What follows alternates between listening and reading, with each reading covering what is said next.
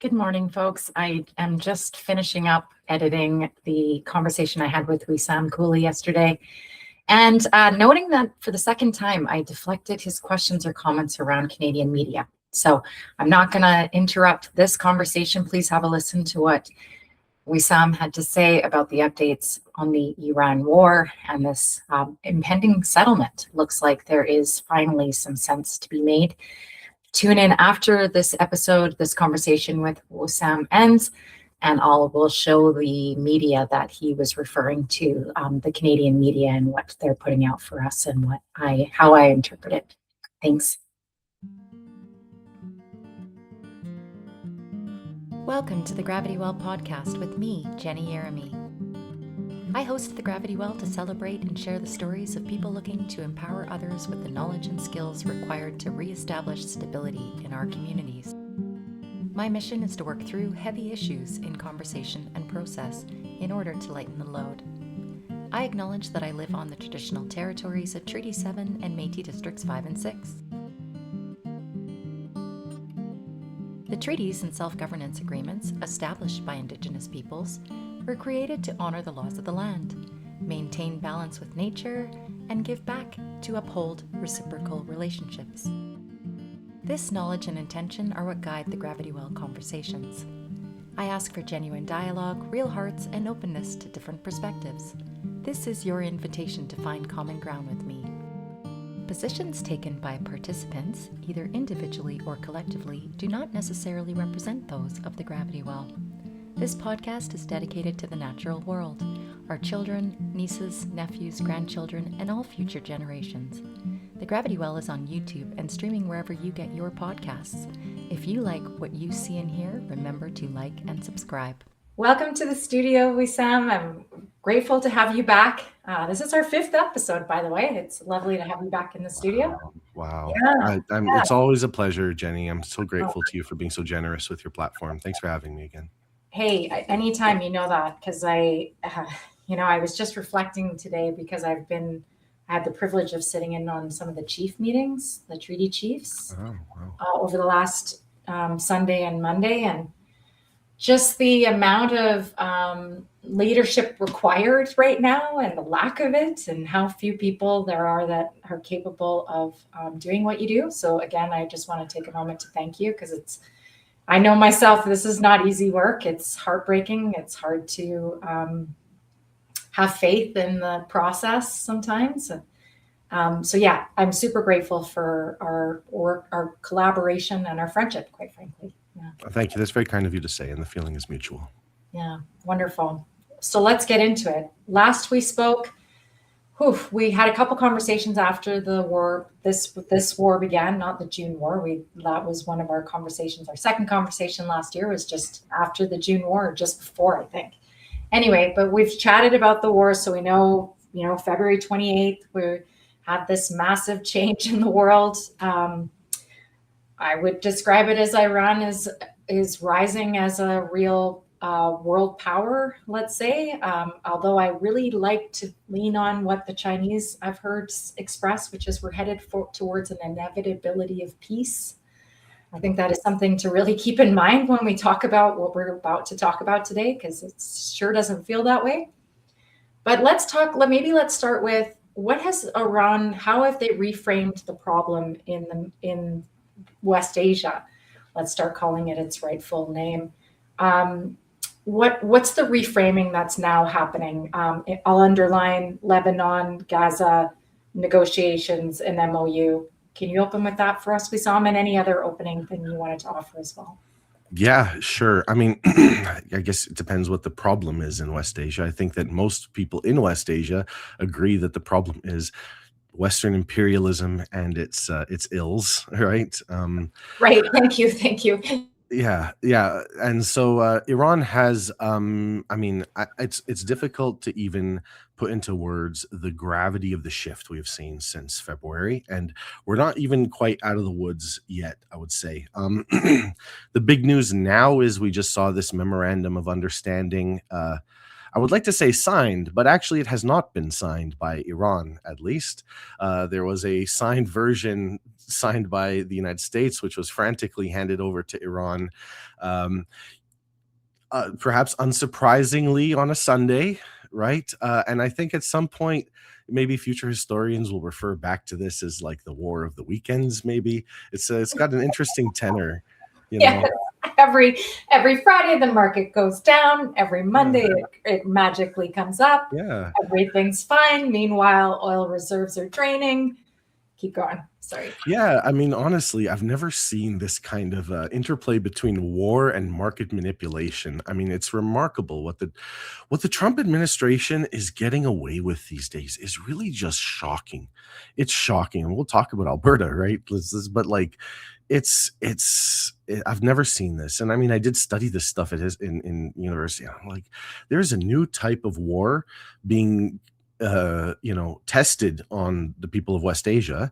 And also, like, we're seeing a totally new response from colonized peoples in West Asia that is really upending a lot of what the United States used to be able to take for granted. Um, Iran is winning this war. Iran is in a position of strength. It is unafraid of, I mean, I shouldn't say unafraid. I mean, they're terrified that if an they're dancing around this, both sides are dancing around this question of open, full on, no holds barred fight to the death. Both sides have been sort of towing their way around this line, but and Iran does not want to see that because it knows that its people will suffer and the people of the region will suffer in enormously, because the United States and Israel, when they wage war, they don't fight fair. They don't even pretend to anymore. The first day of the war, they blew up a girls' school. Every time conflict, I mean, we've gotten to a point now, and this applies on all fronts, frankly. In Gaza, we've seen it for years, and now in Lebanon and Iran, that when the U.S. and Israel fight, they do attack military targets, but they do not hesitate at all to attack civilian targets. It is a part of their military strategy. Their strategy to win war is to inflict a toll on the civilian population. So that's what Iran is looking at. When I say no one should overstate Iran's position here. And perhaps some of us have been guilty of this. Maybe I've been guilty of this at times in the past. But the reason I've been guilty of this is because Iran is in a position of military strength. If such an all-out war breaks out, Iran is prepared to win it. Iran is approaching this with an enormous amount of confidence. I mean, I'm seeing things. I'm shocked at some of the stuff I'm hearing over the last couple of weeks, Jenny. I tune into Iranian state television pretty often. For those who don't know, Iran has a 24/7 English broadcast news channel that you can easily access online 24/7. They have the best analysis of this situation of any news source because they are freed from all of the corporate Western interests whose job is actually to obscure the truth from English audiences, right? So I highly, highly recommend it. You can find it easily online. It's called Press TV. Go PressTV.ir, I believe is their thing, and you can watch a live 24/7 English language broadcast. And some of the things that I do want to underscore that a little bit because, the record is showing this. This is the reality of the situation. If we want to look at what's happening on the ground versus what's being reported, there is a very good alignment between what Iran is saying and what's really happening. For example, advancement of military action by the United States and Israel is well documented from this, despite this language of ceasefire and everything else. It's what do you actually do rather than what you say. And that's what I think Iran has been consistently reporting. Fair? Very fair. And like it goes a little even further than that. I'd say honestly, if you are getting your information about what is happening in West Asia from exclusively Western news sources, you might be more misinformed on the subject than if you were watching nothing at all, honestly. Agreed. Yeah, it's active misleading. In fact, what's interesting to me is like the person who is pushing this AI data center objective here in Alberta is the person who is pushing the war of Iran. Kevin O'Leary is the face of this for news organizations like CNN. What are we doing here? It's shocking. And the last conversation I had is around water, and we are going to talk about Alberta at some point in this conversation, but there's just so much happening that we're being shielded from and presented something nonsensical. I heard today Iran is responsible for separatist rhetoric here in Alberta, and I was like, whoa, that is incredible. Like, oh man, so, the lies they come up with. Yeah, and this is the thing. And the other thing I think I learned at one of your rallies was there's more money going into misinforming Iranians in North America than there is informing the population. Like in Iran, I don't know if I'm saying this well, but it's like the amount of money that's going in to try to misinform Iranians that live in Canada. For example, there was a Shah rally just this weekend, correct?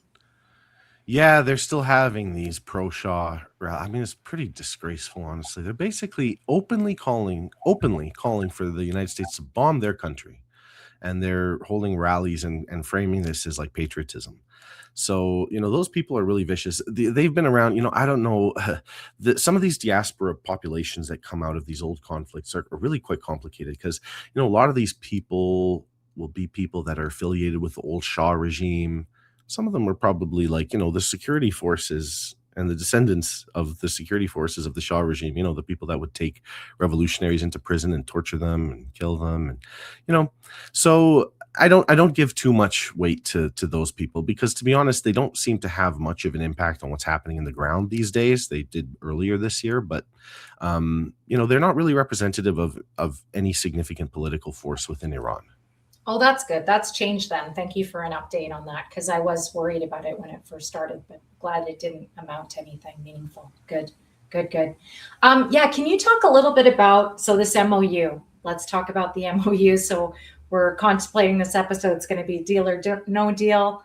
We're in the middle of determining if there's a deal. I know I've heard a joke that there's going to be three different things signed by Israel, by the US, and by Iran. So what are you picturing happening on Friday, which is supposed to be the big signing of the deal come Friday? I have no idea. I cannot predict. This situation is far too volatile. What I can tell you is I don't think Israel's going to be signing any deals at all. It's made that clear. I mean, Israel is, from the very first moment that this MOU was agreed, Israel has been in violation of it. And the Iranians have said clearly, unequivocally, that there is no memorandum of understanding. There's no deal. There's nothing without Israel withdrawing from Lebanon. And Israel is in violation of the memorandum of understanding now. Israel was in violation from the moment that the memorandum of understanding was agreed. It has been in violation of it. And is openly saying it will continue to violate it, is openly saying that it doesn't even recognize that the memorandum of understanding has any legitimate application to Israel at all, that this does not include Israel, period. Okay, well, that's nice for Israel, yeah, for them to maintain these fantasies that they have, right? But in Iran, the place where the power, in a sense, is actually, like, Iran has the ability to choose whether or not to respect this memorandum of understanding. They have the ability to go back to war also. I mean, the way what happened on Sunday has been reported is that Israel, in the middle of, we're about to have a memorandum of understanding signed. There was a talk about a deal being signed imminently. And Israel just went and bombed Beirut again. It just isn't even clear that Trump even wanted them to do this.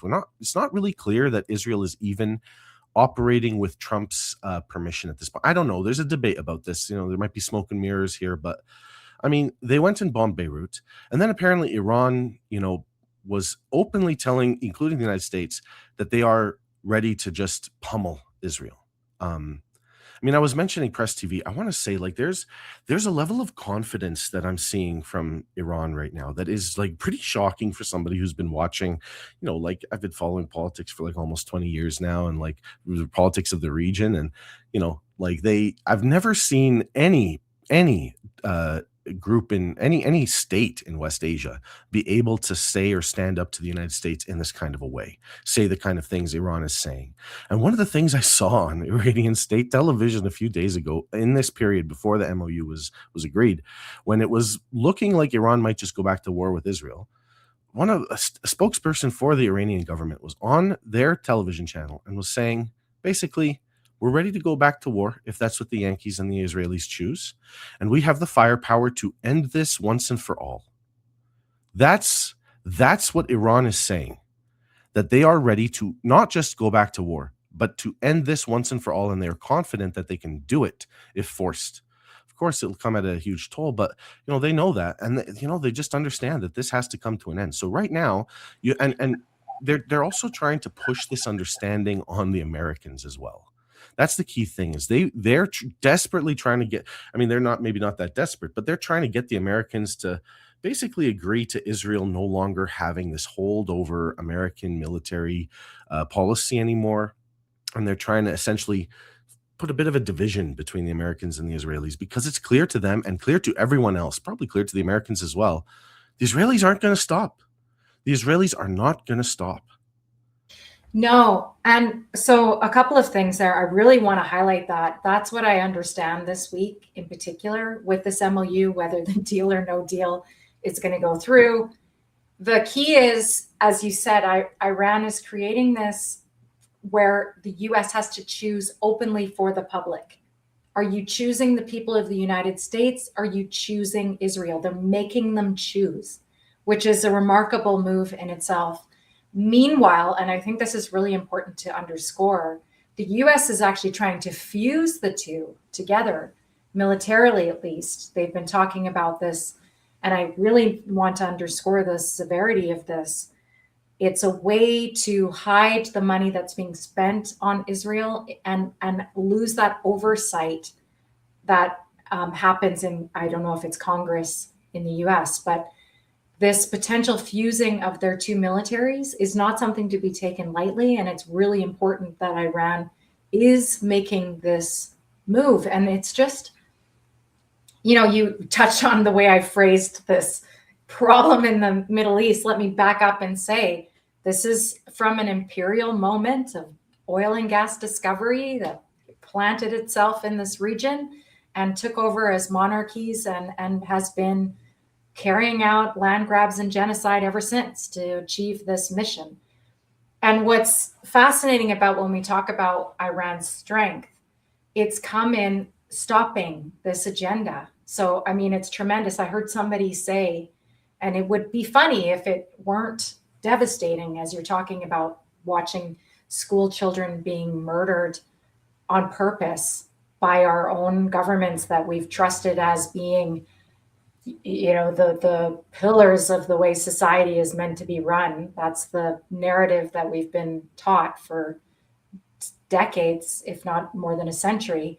Yet, meanwhile, having this agenda that is coming to an end and like by their doing first and foremost, but now in a way that's so dramatic. I'll be specific.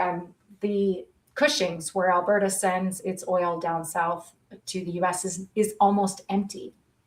And if you think of it, it's like the arteries of the system in the United States. If that drains, it's like draining your arteries of your system. And it's not like you can just start that up again. That requires so much energy. It's like, turning a wheel. If it's spinning, it's okay. If it stops spinning, it's hard to get it going again.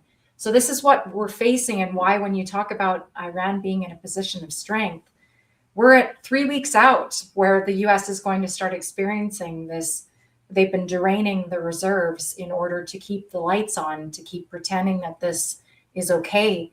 And I can't help but think of, did you ever watch the Monty Python movies? Like, do you know when I talk about that scene where it's in the Holy Grail where they've got no arms? The guy's got no arms and legs, and he's like, it's only a flesh wound. Like, that's what it feels like, this crazy realization that investing in the most expensive military is not necessarily investing in the most effective military. And as you pointed out, we've never really fought wars in a fair way. Instead, we've always stacked the deck and made it fall in our way, and not for good. Like, you look at what's happening here.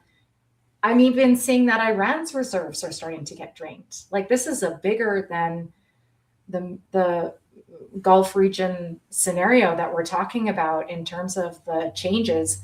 US has been making up for the lost volumes to Europe, to Australia. You know, it's not just North America that's going to feel this hurt. And this is where Iran is saying, you want to keep doing this? I'm prepared to keep doing this with you, but this is just ultimately not a wise business decision, life decision, however you want to name it.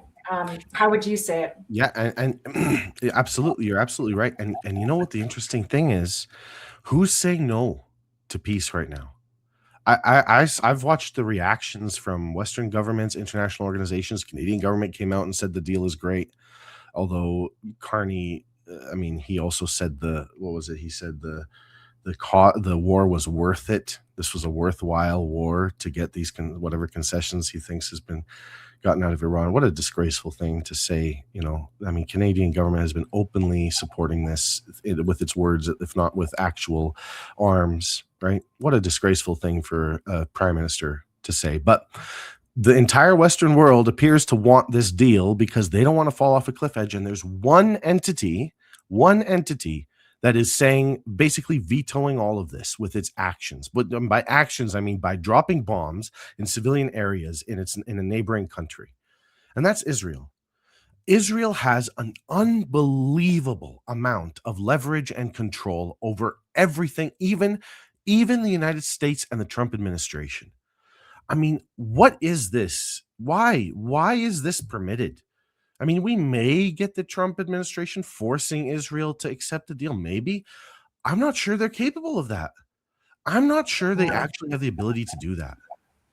Yeah. Well, when you look at, it's just so even crazy to say this out loud, but like when you look at the mission of Israel, and you'll probably say this better than I ever will, but it's to come to this moment of it's a plan of the next coming, like, meaning we all need to die to be reborn. It's literally a suicide mission. Is there a better way to describe it than that? That's what it is for Christian Zionists. I mean, there's two kinds of Zionists. There's the Christian Zionists and the Jewish Zionists. Christian Zionists believe genuinely that supporting Israel in this way is part of the plan to, like, the prophecy to bring back Jesus. That the Jews have to control Palestine, and then Jesus will come back and we'll have the reckoning and the rapture and all. I mean, they actually believe this. This is what's guiding. Yeah. To the point where I've heard polling for their next election is potentially away from Netanyahu, but it's towards even more genocide, even more insanity. Well, And I mean, I just to say that's what I described as the Christian Zionists. In Israel, these are Jewish Zionists, which are a different kind of approach. The Christian Zionists believe when Jesus comes back, then all the Jews will be killed, right? And that will be part of the rapture, right? It's deranged. For the Israelis, the Jewish Zionists, they're not doing this thinking they're going to be killed. They don't recognize Christianity. They think Jesus was a heretic and all that, right? For them, they want this land. This is also a prophecy for them. God promised them this land, and it's all theirs. And actually, the land that was promised to them is far beyond the borders of Palestine, right? Remember what Huckabee said a few months ago? Yes. Okay. Perfectly fine if Israel wants to take land from, Jordan and Syria and Saudi Arabia and Egypt. It's perfectly fine by Mike Huckabee's estimation. Right. We have to underscore this greater Israel project, because I think that's the thing that underlies every decision that's being made in the United States for Israel is this project. And when I think about what's happening right now, because we have to be real, unfortunately, about what we're facing, is regardless of their success, they're taking land through Lebanon right now. So they're losing the war, but they're winning this land grab. And that's the part that is just so twisted about where we're at, is like, we're fighting a war but they're actually just grabbing land. That's what this whole mission is for Israel, despite what comes of it. And I can't help but think about, again, if we're being honest about this is the story that they're working, stories, plural, that they're working towards. We have a president that is a real estate guy. So the way I look at this is somebody who knows how to take land and build things. And I think that's where the alignment comes between these two. It's just this, that's all that matters, is our ability to take land and develop. And that's it. It's not like there's a whole other, education system, healthcare system, society of people that need to be fed and live in a peaceful manner in order to serve their desires. And so I think that's the collision that we're seeing, is this insanity of trying to simplify things with like an us and them blaming scenario of diplomacy versus genuine serving of people and a genuine plan of collaboration with our neighbors and a real place in the world. Again, tying it back to Alberta. I'll let you, before I go there, why don't any closing thoughts on the that region before we move to our area of the world? Yeah, I mean, you said it great. You said it great, right? This is what that phenomenon is we call this settler colonialism. These are people who come to a land with no intention of living with the people that are already there. And so they, from the very beginning, their project is one of racist expansionism and genocide and ethnic cleansing and surrounding and encircling these people and forcing them into little Bantustans. So, the comparison to Alberta and to all of Canada actually is a very apt one, right? Especially if we get into a discussion about treaty rights and, the history of where those came from, right? What is, we're talking about European white supremacist Christian backed settlers who come to a land to dominate it and take it over from its indigenous people. And that's what the Israelis are doing. And, we'll move on from West Asia. Maybe the last thing I'll say about it is that like Iran and Palestine and the resistance all across the region has come to a decision now that they are no longer going to try to coexist with this. It seems to be, despite their best efforts, impossible to coexist with this settler colony in the region. Now Iran possesses the power to essentially no longer have to coexist with this. There is a clear alternative on the table here, which is just get rid of this settler colony by the means that it clearly is clearly insisting upon. And, this strength that the Israelis appear to have in Lebanon, don't mistake this. Hezbollah, the resistance in Lebanon, knows what it's doing. Israel has stretched very far into Lebanese territory, and it is not holding that territory without cost. So, there's a sort of way where, you ever play that game Risk? I played this once when I was younger. I've played a few times. Yeah, I remember once I had a huge army. I was like, yeah, I'm just going to take everything. And every land that I moved into, my army got smaller and smaller, and I just didn't stop. I just didn't realize what I was doing. And the friend I was playing with, he said, you're digging your own grave here. And he was right, because then the counterattack comes and you just stretch too thin, right? Yes. Yeah, this is what the paper tiger looks like. Like no other country in the world has over 750 outposts. And like watching them abandon places, like they've been trying to create this Taiwan Chinese dilemma forever. And then they just abandon them for this project, this greater Israel project. And I do want to underscore that we really need to settlers and comrades alike need to really think about being Iran and understanding that is, you've talked about, we can argue about the leadership and what's happened in the past there, but this is a movement to stop the colonial project, which is ultimately leading to planetary breakdown.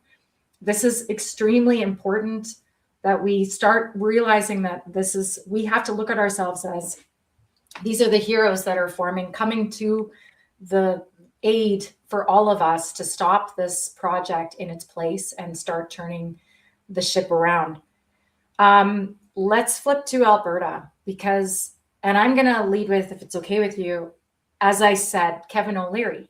We've got this, what's the project that's happening in Alberta, in Canada, the settler colonial project that's existing right now, because it's here as well, is the expansion of the industrial system through AI data centers, through further development. This is the land grab that's happening right now. Our public assets are being exploited for private gains in every way, shape, or form. Any other way you want to describe that issue just before we start talking about our stand here and what we're doing about it? Thanks. Yeah, I actually might add another spin to it. I don't know if you watched that meeting of the premiers a few weeks ago, when Wab Kinew was sitting alongside Danielle Smith. And it was a fascinating little press conference they did. Very interesting political tensions on the board there, on the group of premiers there. The way I see this division over Alberta is a couple things. One, the U.S. empire is in crisis because it's losing its hold in West Asia, and because it is structurally incapable of being anything other than a system built on expansion and exploitation and pillage. It must, by necessity, turn to other areas where it's capable of pillaging, and the Americas is honestly its best bet because it's closest, doesn't have allies like China and Russia nearby protecting them. So we've seen a lot of aggression against Latin America, which has been very clear to everyone. Cuba, Venezuela, regime change efforts all over the place. And we saw Trump threatening Greenland, and now we have Trump threatening Canada. So this is the U.S. empire trying to resolve issues that have arisen elsewhere by attacking Canada. But there's another element of this that, and I have to say, I find some of the discourse from both sides of this equation to be a little bit inadequate about what's actually happening here. There was a discussion at that meeting with the premier. So they talked about how, everyone's opposed to separatism except Danielle Smith and the rest of Canada. We love Alberta. We want you to stay. And then there was something mentioned by, I think it was the premier of, I can't remember which one it was, maybe BC. And they described a plan for a pipeline that will go east to west through Alberta, right? Take Albertan crude over to the refineries in the east, and then presumably onto the European market. Now, Danielle Smith since then has come out, and actually I think this was in the works even before. There's an alternative pipeline project which will go south from Alberta, which Danielle Smith is a big proponent of and actually is a little more advanced than even the European project. You couple that with the fact that there has been talk in the media recently of Canada potentially joining the European Union.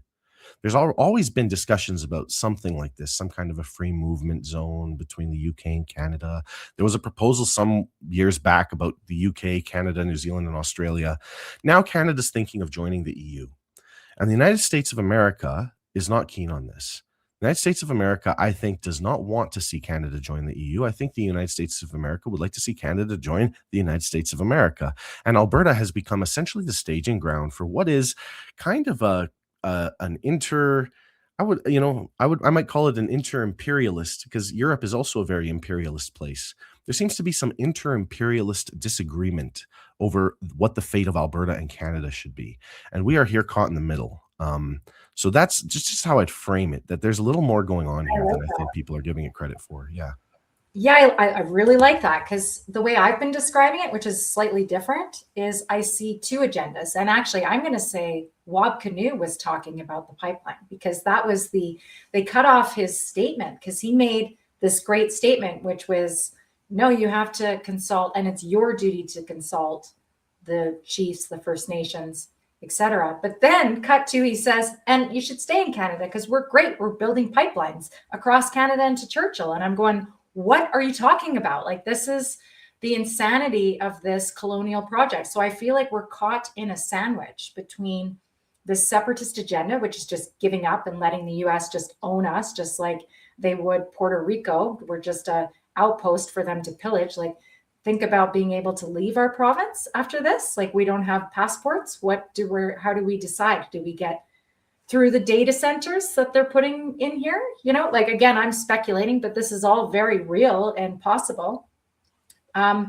And then also the other option is we get to further exploit this province to the point where we'll see this ecological collapse. So it makes no sense, like you're saying, because of this crazy, this plan is essentially suicide. So we have to be able to stop it from both ways. So let's be specific about what we're doing about it here. So I was saying to you before this, I'm helping Public Interest Alberta work on their campaign towards this referendum that we have to be holding for some reason, unless the chiefs are successful in kiboshing it still, which I know they're still trying.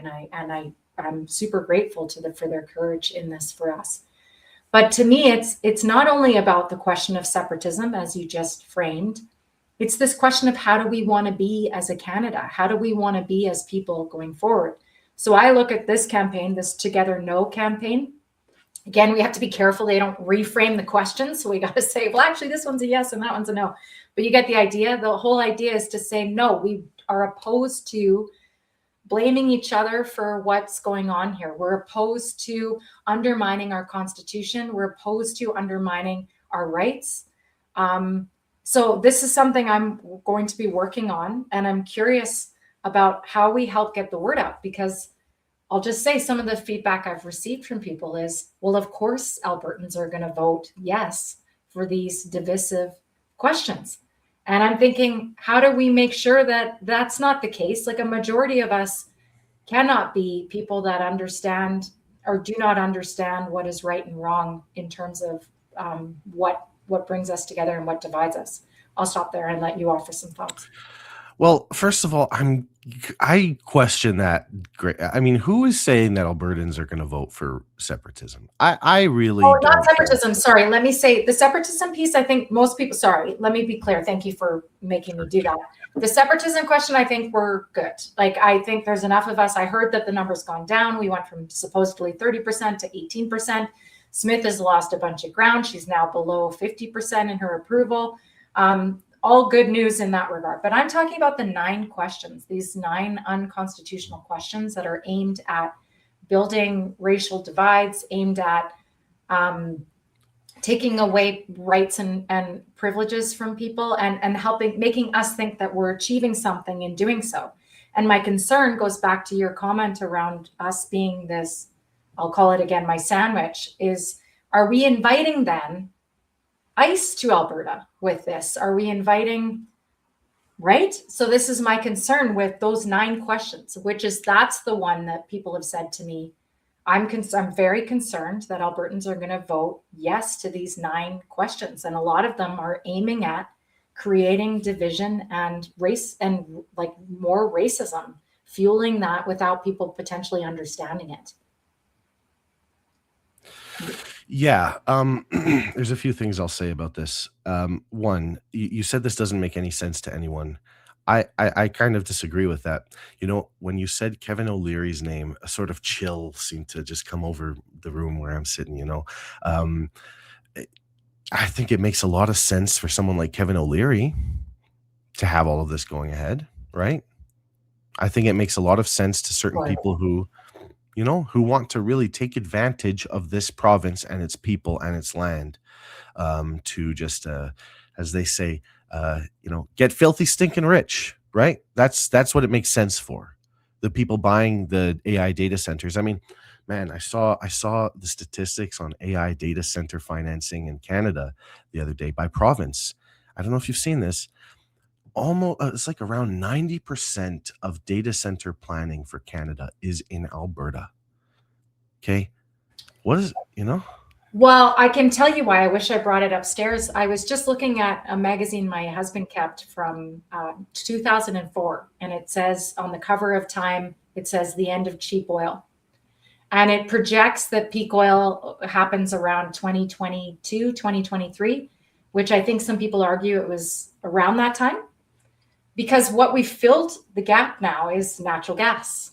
That's the last hurrah. So these data centers need our natural gas to run. That's the whole point of them, is to make use of this resource.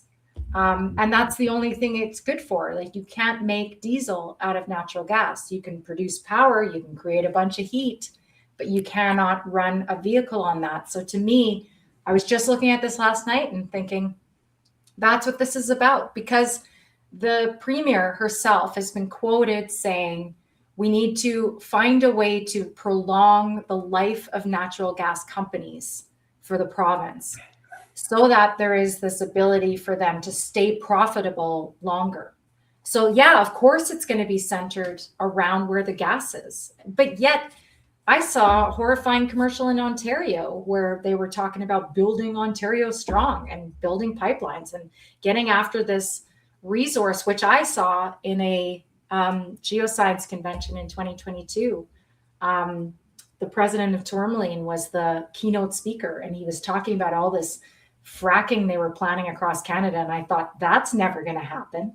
And yet here we are now, just 3 or 4 years later. All of a sudden, Ontario wants to open up fracking and get after more fresh water. So again, like, this is absolutely horrifying stuff in terms of what will come of it for our clean water system, for our ability to, like I say, live here. But like you said, people like Kevin O'Leary just look at it as, I can take the money and run. I'll go somewhere else. Like David Parker has fled to Texas after leaking our data to the Americans. So yeah, Wesam. So I think the one question I'll just leave for you is, like, how do we work together with our respective communities to help inform people against these questions? I know you personally have a legal background. I'd love to maybe have another conversation with you about these questions and what they mean once they've been better formed. And also to work with you to get the message out that we have to go out in big numbers and vote down these insane suggestions that will divide and hurt us long-term, short-term, even. Any excuse for the US to intervene in any way, they will take it. That's how I see it. Your thoughts? Yeah, I mean, look, I think that there's, I think that first of all, we have to ask, what is the anti-separatism movement actually seeking in Alberta and in Canada? You see, we can come out with our banners inscribing, the loyalty to Canada, but what is the Canadian state actually doing for us? I also will say, I think there's a level of entitlement that I've seen from both sides of this debate in relation to our Indigenous nations, and how they are impacted by all of this, and indeed how they have come out as essentially the strongest defenders of Alberta and the land and, all of us, right? I mean, let's say thank you to our Indigenous. Yeah. Just today, I would like to note, just today they came out and are asking, they're going to try Smith for treason. Mm-hmm. And they're at the mercy of the Canadian government and the RCMP and whether that actually happens, right?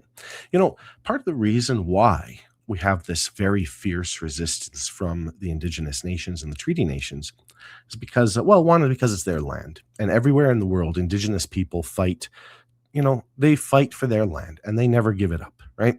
But there's another reason why, in Canada, the fight back has been pretty effective so far, I think, is because they've had a lot of practice. They've had a lot of practice defending their land, not from the US government, but from the Canadian government and the RCMP, which have been absolutely just completely authoritarian and draconic in their treatment of the Indigenous peoples. And I think that part of the reason why Alberta, the United States is intent, and even these questions, I mean, what these questions are getting at. These questions are getting at a lot of things, but the amount of anti-Indigenous racism that has emerged especially from the separatism camp, right? They see, and I think accurately, the Indigenous people as the biggest obstacle to their plans. When you're talking about pipelines, what's the problem? Why don't we have more pipelines? It's because our Indigenous communities have fought against both governments to prevent the land from being abused in this way. And even today, I mean, I do think we're a little far away from the separatism thing now. It seems to have kind of been kiboshed for now, although it looks like they're still doing the regime change playbook. So don't get too comfortable here. I mean, they might still come for it. I think there are some things that the anti-separatism camp should be approaching this question with a little more, these borders here in the United States, they're also a bunch of straight lines. We talked about the straight lines last time, right? I mean, Take a place like Piikani Nation. Consider the place they have. Consider their condition. They are divided by the parallel, the 49th parallel. They are literally the international border runs right through their land. Their people, their families. Yeah, it's wild. I think also Canadians need to be a little open to the possibility that maybe these borders shouldn't be sacrosanct forever, right? And if Alberta, for example, one thing that I think I think this anti-separatism camp should be making some statements about what it expects if separatism goes ahead. I think that's no kidding. Yeah. Let's start talking about the new treaties, because that's what's so fascinating about this, right? If we do believe in independence, which I think most people who, and that's where, I agree with you, Wesam, like this is where I can get aligned with the independence movement, because at the end of the day, watersheds are the real borders. Like the basins are our borders. It's not Canada and the US. It's certainly not Alberta. That is an absurd suggestion. And it's immature to look at this problem in that way, to say staying in Canada is it. That's all we need to do. No, we need to stay in a Canada that is finally committed to upholding the treaties. That's the Canada that we need to contribute to. And it's not enough to just stay in Canada. It's not enough. But the way I would frame it for myself, and I'm curious how you would as well, is I that's the only place where I think that's possible. I think if we fall to the United States, I don't know if that is possible to achieve in terms of our capacity to rebuild from the rubble, if you will. I know it's a different form of rubble that I'm picturing. I'm picturing system collapse and a need to rebuild food systems and that's the stuff I picture, but I don't know how that happens through a separatist, if we fall to that US agenda, let's say. I mean, I don't know, to be honest. I'm not sure what it would look like. I mean, I know what Gaza looks like, for example. I don't think Alberta will ever look like that, right? Well, I'm concerned more from a landscape standpoint, because I am somebody who watches water. Like, to me, it's, you can lose, like in the States right now, in Nebraska, there's wells that are running dry. Like there is, like, life could not exist here if we allow this project to continue. That's my concern. Yeah, I mean, it's still not quite Gaza, like Israel's dropped, the equivalent of okay, I'm sorry. I understand nuclear bombs on Gaza, right? No, yes. I mean, yeah. Yes. Understood. I mean, there are some major fronts of US imperialism. There's some minor fronts with less significance to the world. I think Alberta is one of the minor ones, to be honest. No offense to us Albertans here. Look, what comes with joining the United States? I'm not advocating for it, by the way, but I would say, like, for example, if one thing that I think we should be demanding is, if the United States wants to take us, we must, for example, maintain public health care. We must maintain the charter. Are they going to bring the charter with us? Maybe the United States should just adopt the charter and public health care. Maybe that's maybe. Yeah, then let's giddy up. Yeah. Agreed. And if Alberta, I know this is, but I think these demands could also, making the demands could also help prevent this, right? If we start getting these demands out early. But I also think one of the demands also that we should be making, and this is an act of solidarity, because it's not something that's necessarily going to affect you and me. And in fact, you and me might be worse off for insisting upon this. But I would insist that if Alberta is going to be given the right to secede from Canada and join the United States, before it does that, every treaty nation in Alberta must be given the right to secede from Alberta first. Okay? That's a demand that I think we should make. And it opens up some uncomfortable questions maybe for some people, because then, do the treaty nations in the rest of Canada also have the right to secede?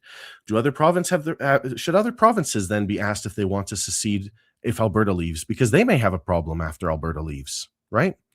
But, there are ways that we can approach this. To me, I'm not so connected to Canada. I'm not that worried if Canada is lost, because to be honest, we're not in an okay position now anyway. The Canadian government is not. I mean, it's nice that we say, we're better off in Canada, but to be honest, this is not on offer. There is no offer from the Canadian elites for a just Canada. They're saying maintain the status quo, Yeah, right? 100%.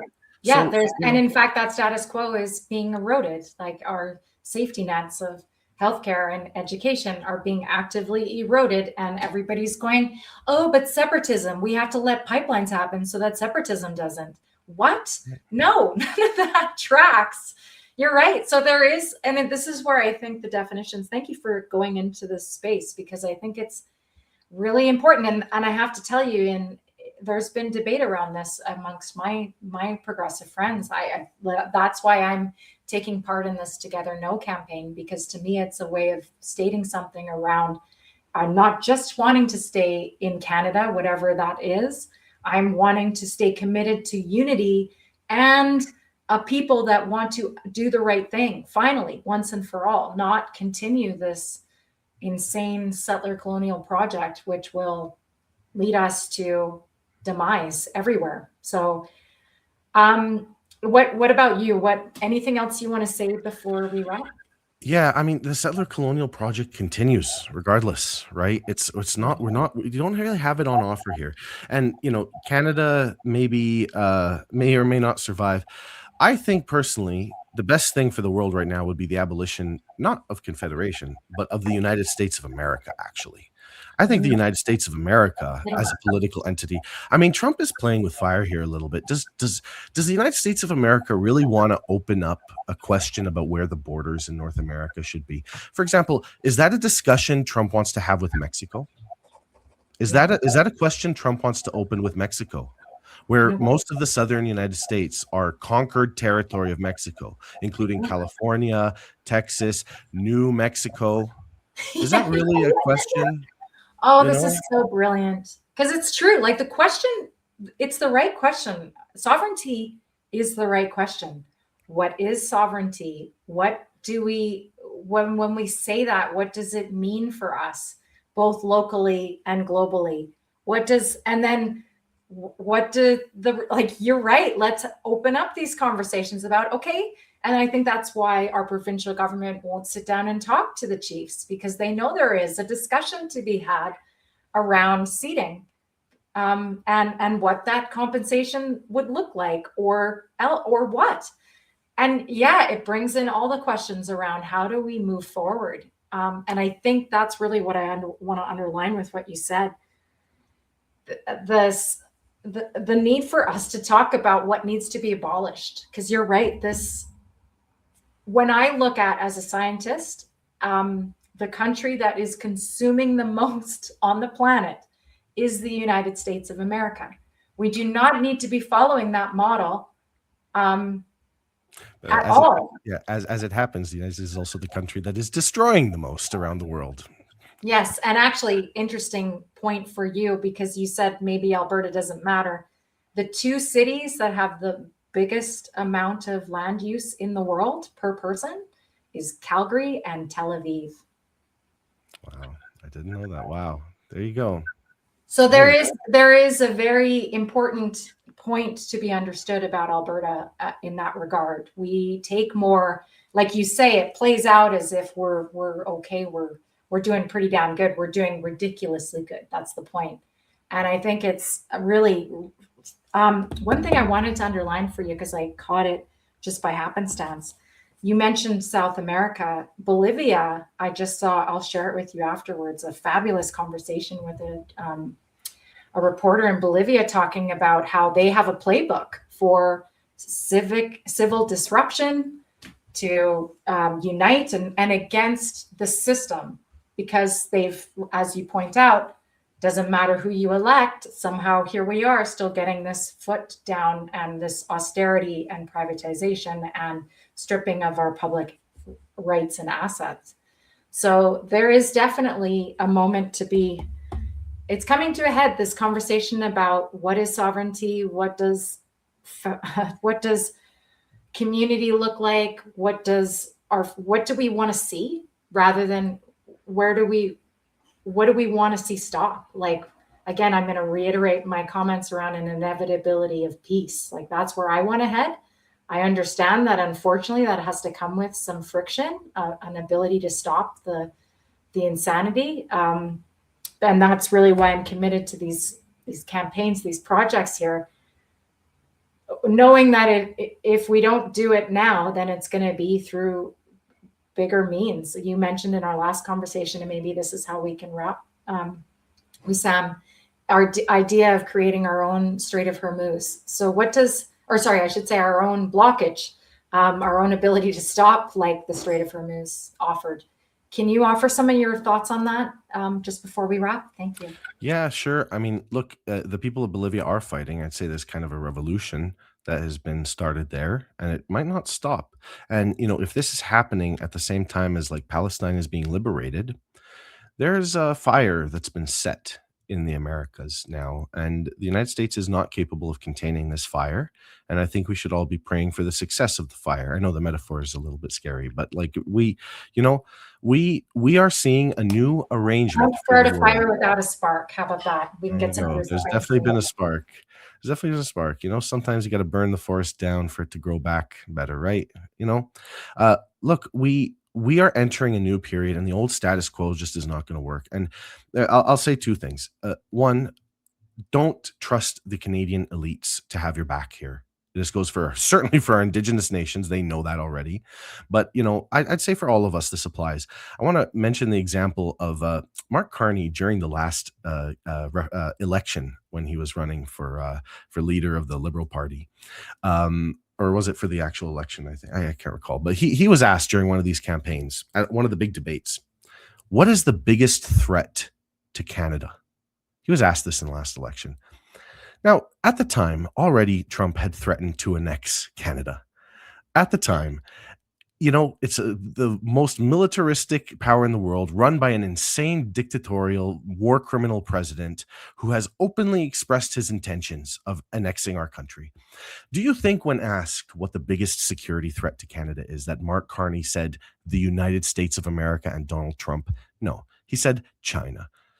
These people, I mean, the Canadian government, the Canadian elites are in bed with the Americans even today. As all of this is happening, they continue to be the most important allies of each other, right? Supporting all of this military action. The Canadian government has never seen a US war that it didn't at least somewhat like. So, that cannot be the foundation of an anti-separatism campaign that's worth anything, frankly. And the second thing I'll say is, with the Gaza, look, I've talked to you before about how my particular circumstances and the particular circumstances of the Gaza movement in Calgary have produced some unfortunate realities for Danielle Smith in particular. There is a scandal here that is there for the taking if anyone wants to, talk about it, which is that the suppression of the University of Calgary encampment was so blatant and so unexcusable, and then was covered up in a very, very just out in the open way, shameless, probably illegal way. And that cover up involved Mike Ellis for sure, and potentially Danielle Smith. I mean, there's all kinds of rumors that were going around about what Danielle Smith was maybe even telling the universities about this. This is a scandal that could potentially be a blow to the Smith government at a time when they do not have a whole lot of political capital. And I think the treaty, the chiefs today, their announcement that they're pursuing a treason investigation against Danielle Smith is absolutely appropriate. I believe Danielle Smith must be forced to resign before she is allowed to get a question on a referendum. Because I think the moment they get that question, I've already told you in the past, I think they're going to steal it and then invite the US to come in. And Canada does not have a plan to handle that. There was an article in the Globe and Mail a few weeks ago, you may have seen this, Canadian Army discussing openly their assessment of what happens if the US invades us. And what's their assessment? It's pretty, I mean, I kind of agree with them. Their assessment is, We cannot defeat the United States of America. If they attack us, they will overwhelm us within a few days, and we'll be left with nothing but basically a guerrilla war. Hit and run insurgency style tactics, I believe, was the exact phrasing that they used. That's the Canadian Army's own assessment. So, yeah, separatism is still on the agenda. It was never going to come in with popular support. It was always going to come in on the back of US guns, which is the only way that it could be done. And we have to take this seriously. And, you know, the Gaza movement in Calgary has its own look. My personal feeling is that the Palestinian community, especially, should not be asked to do anything about this because we have our own problems. And frankly, we have not seen a big turnout from Albertans for the Gaza rallies. We have them every 2 weeks. And you know how many people were in Riley Park a few weeks ago? It's been a long time since we've seen these people, if they ever came to the Gaza rallies. And yet Gaza continues to be pulverized. There are a lot of lives being lost. Whatever happens here in Alberta, I don't think there's a threat of a great loss of life, actually, if the United States, even if they come and occupy us, they don't like that kind of violence. They might, make an example of a few people. But I mean, 70,000 people have been killed in Gaza at least, right? So, don't ask, I say this like we need to see real internationalist solidarity here, because I'm telling you, there's a scandal here affiliated with what has been done to the Gaza Palestine movement. And I'm basically telling you, if anyone's interested in using this at this critical moment, I'd very much like Danielle Smith to answer for this. I'd very much like all of this to be dragged out into the light. We have a lawsuit now. More information will be coming out. I'd very much like to see this dragged out into the light. And Danielle Smith, potentially, if this means the end of Danielle Smith and the end of separatism, then good. And I think, even though it's, not exactly what the Gaza movement is after, I think that is something that, but in order for the anti-separatism movement to use that, to do that, they will have to come out firmly and unapologetically in support of Gaza. Otherwise, you can't do it. Otherwise, this information is irrelevant to you because you can't use it if you're not coming out and saying those people at the encampment were 100% justified.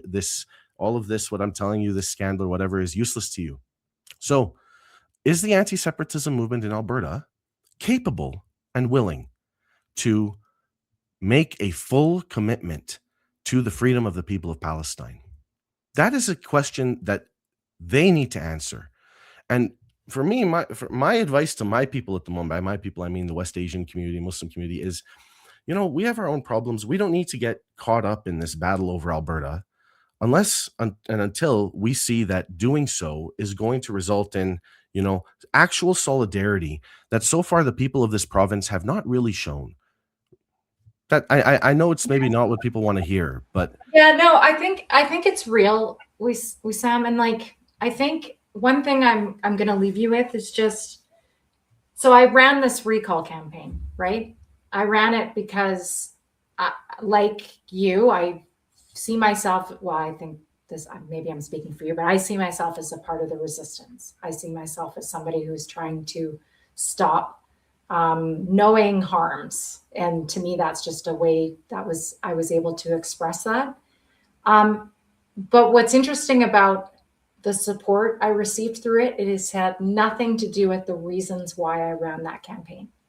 So I ran that campaign because I was not wanting kids to be learning misinformation in schools. And my MLA, our education minister, said, I get my direction from above and I follow political science. And that's what the political science tells me to do. That's what his response was to me. Nobody got behind me in that message for my recall, but they certainly got behind a message of public education. And I think this is where our movements can potentially do some work to grow together, is to recognize the things that matter to people that aren't necessarily the things that matter to you or me, but somehow bring them into understanding all the same. And I think I know there's something to what you're saying. Like there definitely is a lack of support. I just posted a clip from you last weekend and somebody said, why are you doing that here? Why are you protesting here? It doesn't matter to protest here in Alberta. And I said, why not? Like, why shouldn't I be? What? Yeah. And that, no, I mean, there are I mean, Calgary continues to support the genocide. Our mayor, who's made some nice statements about anti-separatism, every year the Calgary mayor attends a fundraiser for genocide in the city hall where they raffle Israeli government bonds. This is direct funding to the Israeli government, which it is using to murder Palestinians, including, by the way, there are Calgarians, Palestinian Calgarians, who have lost dozens of family members. We have a person who attends our rallies who's been in the media. He has lost his mother, his father, sister, and many family members. Does that person's support matter for stopping separatism? That person is out fighting for his people, and not just him. Our entire movement is out fighting for the people, but they're all willing to show solidarity with the anti-separatism movement, with I think, a very sophisticated political understanding of colonialism and how to get past it. Yeah. But is it going to be reciprocated by the people of this province? This is the question. Is this just going to be another example of, other people fighting white Canadian battles for them? We're already seeing the Indigenous people do it, right? Is there going to be real solidarity? Forget, set Gaza aside. Are white Canadians going to come around a real program of absolute uncontested sovereignty for the Indigenous people over this land? Are they going to say no more of what we saw in Wet'suwet'en?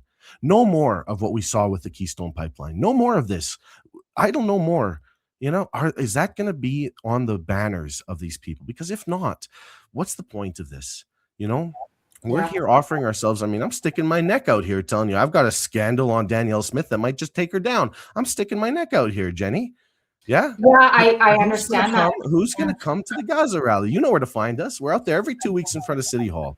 When Farkas was elected, I was thinking to myself, I've probably spent more time at City Hall than he has over the last couple of years when he was elected at that time, right? You know where to find us, right? Are we going to see that solidarity? And I'll tell you, a great time to discuss this would be, we're having an event coming up. I'll just plug this real quickly before I let you go. Please. July 5th, we're doing an event, location TBD, and we're going to be talking about basically an anti-imperialist forum where we're going to be talking about Palestine, West Asia, and also Alberta and the Americas. We're going to be putting it all in the context of a big, broad, global anti-imperialist movement relevant to us here in Alberta as one of the minor fronts of U.S. empire at the moment. And, I'd very much like to see some of the leaders of the anti-separatism camp at that meeting. That would mean a lot to me and my community. And then we can talk about what solidarity looks like and reciprocity and all of that. Yes, that is a very clear message. Thank you for that, Wesam. I'm going to put July 5th in my calendar. I will confirm I can be there. I don't think I have anything in the way right now, but yes, I hear you loud and clear. We have to be able to reciprocate. I mean, that's the whole purpose of the treaties at the end of the day, is to know that there's reciprocity required, not just amongst us, but with the land. And this is where the burden is always falling to the people that understand this most. And I appreciate your taking the time to give me that broader perspective. It's really nice to hear the framing like you just gave. So thank you very much. Really appreciate it. And thank you for having me on, Jenny, and for all of your solidarity. And, I consider you a true comrade. And I know there are more like you in this province, and I'd very much like to meet them. Yes, exactly. And I know there are too. And the thing I can say is, I've said it to you, this work is so hard, right? And I think that's part of the problem, is people don't understand the reward that comes with it too. And it's hard to get past that first hurdle of how hard this is. It is hard to face the things that we've contributed to, and know and have faith that we can get through this in a meaningful way that's different. But it's worth it. Really appreciate you. Likewise, comrade. Take care for now. This is the article from CTV News.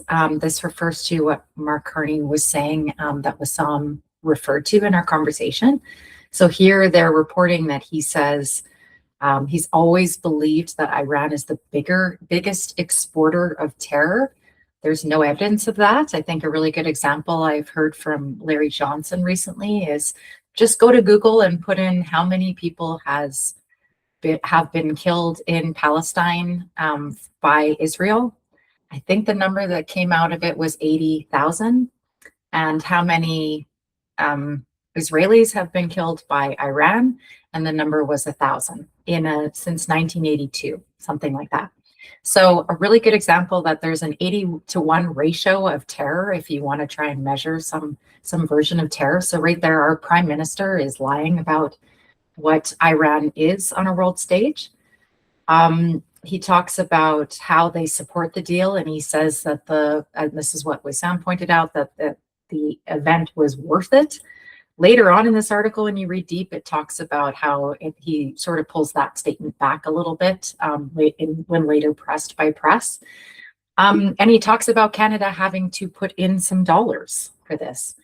And the only other thing I wanted to point out from this conversation was, just that the nuclear power. So he's saying that Iran, they've stopped this nuclear power, remembering that Iran did not have a nuclear weapon before this war started. And in fact, they're closer to it potentially now that this war has happened. Again, I see Iran trying to be a negotiator on an international scale, not a dominant hegemony type scenario is what we're seeing from the US. Saying that this deal exceeded his expectations, I think, is pretty sad. That's stated in this as well. And then that Canada will help, as I mentioned. So right at the very end, it talks about how Canada will be providing some financial support. So I just wanted to highlight those things. Next up, I wanted to show an article from CBC. So this was just from a couple days ago, talking about how Iran must withdraw from Lebanon. I would say that this article is probably one of the most honest articles I've read from CBC recently. I mean, I think we're at a place where honesty is coming into view. It talks here about without the withdrawal of Israeli forces from the territories they occupied during this war. So I think it's really important to hear that language from the CBC, that they are expressing that Israel is occupying that space. One thing I did want to note, though, is they referred to Hezbollah as a military force. Yeah, so they refer to Hezbollah as a militant group in Lebanon. So again, I would describe Hezbollah as the resistance in Lebanon. Their government has been aiding Israel and the United States. So this is a people's movement of resistance that has persisted and been supported by Iran, which again states that they are defenders of the innocent, noting that these are civilian communities that are being hit by Israel with their attempted occupation of land in Lebanon now. So that's one thing I wanted to point out. And yeah, but a pretty fair article about what's coming. Explains that without the withdrawal of Israeli forces, that the war will not end, and just the importance of that. So I wanted to point that out. One thing to note when we talk about the National Post, because I wanted to bring up the National Post, is this is the list of Canadian media outlets that are owned by the Republican hedge fund in the United States. So there's the National Post, the Financial Post in there, the Sun is in there, the Herald is in there, the Edmonton Journal is in here. So yeah, just take a look at those. Make sure you keep, like, wherever you live in this country or even in the United States, know where your media is coming from, who is funding it. And it's really in some smaller entities as well. So pay attention to that. So knowing that, here's an article from the National Post. This came out just yesterday, I believe. Title is Details of the US-Iran Deal Revealed. Tehran to dilute its enriched uranium, Washington to terminate sanctions. So this article goes on to explain how this is the worst deal crafted, and that Reagan would be rolling over in his grave. And they refer to the tough talk that Trump has offered as well, which is if they don't follow what we're asking them to do, then we will bomb them, right? If not permanent, we will bomb them. They will be bombed, Trump told reporters. We will probably go back to bombing them until they honor it. So just how they're shaming the deal, remember, is they're pointing out that the US military forces have to withdraw from the area. and that this is going to be financial compensation for Iran. They suggest that there's going to be no tolls paid by the Gulf states. So I think that's interesting that they're claiming that. And why do I say that? Because the other news that is not spoken about. So again, I just want to underscore what Wesam is saying. We're not really told the truth of what's going on in the world in our media, because the tanks in Cushing, Oklahoma are hitting bottom. The oil market is about to hit a tipping point. So none of those articles, you can go back and read them, find them yourselves, really speak to the cliff that we were about to hit here. So this is Cushing's, Oklahoma, if you aren't aware. This is similar to some of the hubs that we have in Alberta. One near Provost, I can't think of the name of right now. But this is a major facility where there's oil stored from Alberta. So Cushing's it's also a pipeline hub. So what's interesting about it is it considers itself to be the pipeline crossroads of the world. So this is an epic place where tons of oil comes through and moves from Alberta into the US and is blended to make product. So again, what comes out of the ground in Alberta is not generally ready-made product. We have mostly heavy oil, which needs to be refined to be used. We export 400 times what we use in Alberta to the United States and elsewhere. So remembering that to see these empty is something is really fishy in terms of what we've given the United States in terms of volumes and where we're at now that this war has continued, and we're seeing the Strait of Hormuz closed and these reserves being drained to make up for it. So 20 million barrels a day is what the US uses apparently. Their strategic petroleum reserve is at a low. Okay, and this is the article I also wanted to point to, which is the strategic reserves have been drained to the lowest level since Reagan was in office. So what we're witnessing here is a draining of the reserves that we have between Alberta and the US, which is the way we get our oil. We do some refining in Alberta. It'll be interesting to see how much we can sustain of that without US oil coming back to us, or potentially our own reserves dwindling here that support that. So there is a little bit of conventional oil that can be used to blend, but really hard to get diesel from natural gas. So when we think about the data centers in Alberta, it's really important to note that those data centers are meant to use natural gas, which is there is not a market for natural gas outside of power generation. And the problem with that is the amount of energy it uses up. Again, it takes a lot of power to run turbines to create electrons from natural gas. We lose more than 70% of the value of that resource when we burn it like we do. And it's heat waste. Looking at the discussions around Wonder Valley, there's mention that it'll cause the biggest heat sink in the world if we allow that facility to move forward to support our natural gas industry. Meanwhile, oil in tanks is going to be potentially empty. The other thing to note is that even if the Strait of Hormuz is opened, there are ships that have been idle for months. They will need to be serviced. A lot of them are not going to be running well. There's a lot of challenges even to start moving the product. So even though we're looking at potentially an August breakdown of our roadways, there could be a shortage of gasoline, major disruptions to our food and transport system if we do not have enough of this product. Diesel is fundamentally what we need from oil to help run our system because we have not electrified here.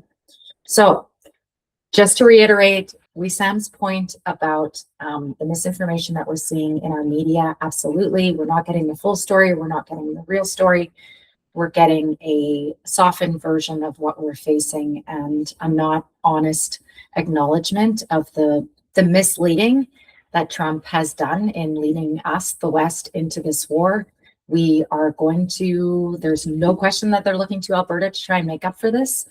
It's not possible to do more than what we are doing. I assure you that there's no question companies are trying to make as much, produce as much as they possibly can. So to do more right now is not real. There's lots of reports you can look up. How much has oil gone up? The prices that have been suppressed through this tragic disruption of our system, this more than 30% loss to the GDP system that we've created. They're saying lowest levels since, or sorry, back to levels of 2011 volumes in the market. That's like losing 36% of GDP around the world. But again, remembering that oil and gas runs the whole thing. So, it's not like you can just say, oh, we're losing this from the oil and gas sector. No, that impacts every single industry that moves either information or goods around the world. So we're about to hit a cliff. I forgot to mention, they need to go through the Strait of Hormuz and remove any bombs that might go off in the strait. So there is that needs to happen. And fundamentally, they still have to face the fact that it's extremely likely that there is now a divide between the US and Israel. And what this agreement appears to say, and this is from Larry Johnson, who is a CIA analyst, on one of his podcasts yesterday, he mentioned that this deal, the first item on the deal is that the US and Iran agree that Lebanon is a part of the deal. And so if there is bombing happening from Israel in Lebanon, there is now joint efforts between the US and Iran to stop them. So that's the expectation here. How this plays out, of course, is completely unknown. But I just wanted to point to the very big thing that is coming and the reason why this deal is likely to happen in whatever form it looks like, because it will need to happen. We are facing some serious disruptions to the global trade system. And that's okay. I just, this is scary stuff. So I just want to underscore that we have been very energy abundant, and I think we're going to quickly find out that we don't need this energy export system. I don't think it's valuable for Canada anymore. I don't think it's valuable for Alberta. I don't think it's valuable for treaties. I'm super proud of what the First Nations chiefs are doing. Tune in August. There's going to be a meeting with more treaty chiefs in Saskatchewan. I'm excited to hear what comes out of that. They've called on our premier to be held for treason, and they are pushing to protect our water. They are pushing to finally have the treaties be heard, have this discussion around what reciprocity looks like, as Wesam pointed out. I'm going to stop there. Thank you so much for helping me come through what we are facing, Wesam. I appreciate your honesty and your guidance in this. It's hard to see my blind spots, and I appreciate just having friends that give me the space to come along with them. Thanks, everyone. Talk to you soon.